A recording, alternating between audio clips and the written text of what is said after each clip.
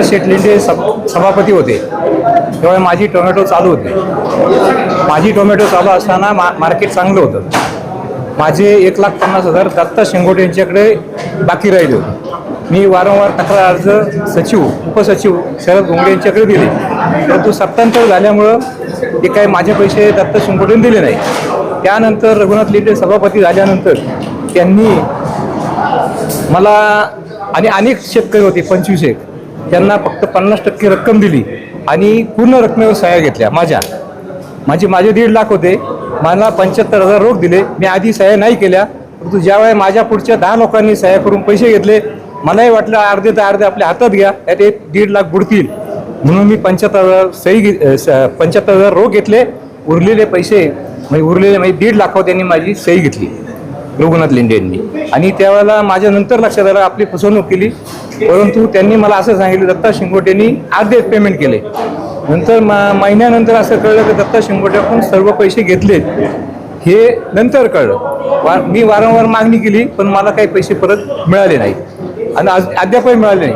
आणि जर पत्रकारांच्या याच्यानुसार जर मला मिळाले मला आनंदच होईल, त्यांच्याकडून काढून दिले.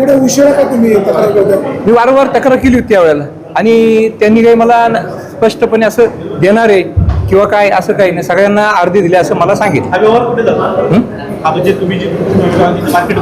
मार्केटच्या कार्यालयात झाला आणि उपसचिव होते माझ्याबरोबर आपल्या इथले. पोलीस स्टेशनला त्याविषयी पोलीस स्टेशनला तक्रार केली की माझी फसवणूक झाली? नाही पुढे काहीच नाही कार्यवाही केली. मिळाले हे 50% ऍडमिट झाले का तुम्ही?